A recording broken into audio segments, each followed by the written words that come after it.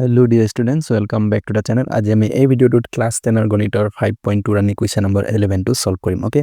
ইয়াৰ আগৰ ভিডিওবোৰ যদি তোমালোকে চোৱা নাই ইয়াৰ আগৰ প্ৰশ্নবোৰ আমি সলভ কৰি থৈছো তাত তোমালোকে গৈ ভিডিওবোৰ চাব পাৰিবা ওকে এটা সো কুৱেশ্যন নম্বৰ 11 ত আমাক কি কৈছে এটো এটা সমান্তৰ প্ৰকৃতি দিয়া আছে এই সমান্তৰ প্ৰকৃতিৰ কোনটো পদ 54 তম পদতকৈ 132 ডাঙৰ বুলি আমাক সুধিছে ওকে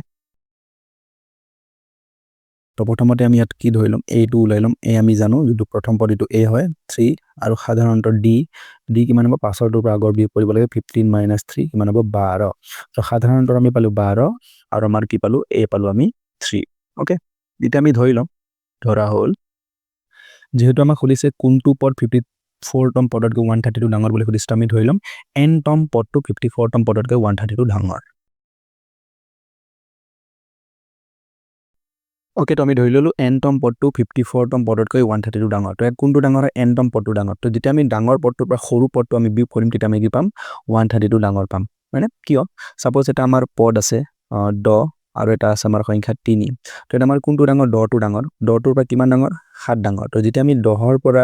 3 বিয়োগ কৰিম তেতিয়া আমি কি পাম 7 পাম ওকে তো ঠিক একেদৰে এটা আমাৰ n তম পদটো 54 তম পদতকৈ 132 ডাঙৰ তো সেই কাৰণে যেতিয়া আমি n তম পদৰ পৰা 54 তম পদটো আমি বিয়োগ কৰিম তেতিয়া 132 পাম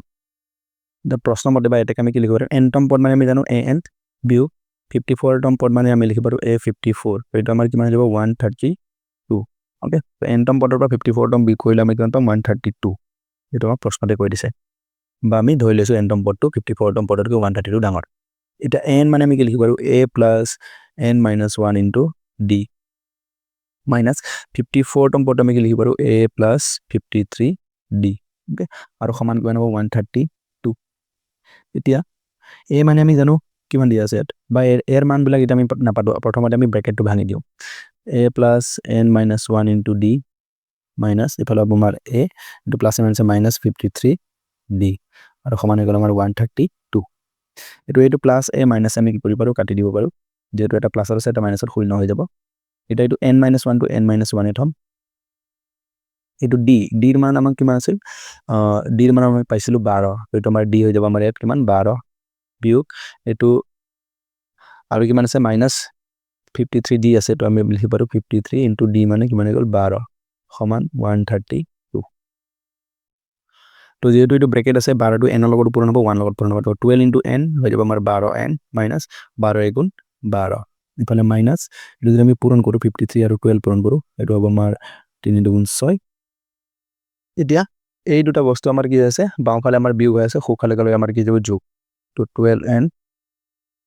132 প্লাস এটো ওভাৰ 12 প্লাস কিমান 636 ওকে তো n সমান হৰত 12 এখানে গুটে আমি যোগ কৰিব লাগিব 6 2 8 8 2 10 10 শূন্য গল হাতত 1 শূন্য বহিল হাতত 1 এটো 1 3 4 4 1 5 5 3 8 এটো আছে আমাৰ 1 আৰু এটো 6 1 আৰু 6 মিলিলে আমাৰ যাব 7 তো 780 ওকে ওকে এটা আমি 12 ৰে 70 এটো কাটি দিও 12 ৰে যদি আমি 780 কাটো প্ৰথমতে 12 12 6 গুণ কি হ'ব 72 72 ৰ পৰা এফালে আমাৰ থাকি যাব কিমান 12 5 গুণ 60 12 6 গুণ 72 আৰু 72 ৰ পৰা আমাৰ এফালে কিমান থাকি যাব 6 থাকি যাব 6 আৰু 0 হলে আমাৰ কিমান যাব 60 আৰু 12 5 গুণ 60 তো কিমান হ'ব 65 তো ইয়াৰ পৰা আমি n ৰ মান কিমান পাই যাম n সমান 65 ওকে মানে আমি কি ধৰিছিলো n তম পদটো 54 তম পদতকৈ 132 ডাঙৰ তো হেকানে n ৰ ঠাইত আমাৰ কিমান হৈ যাব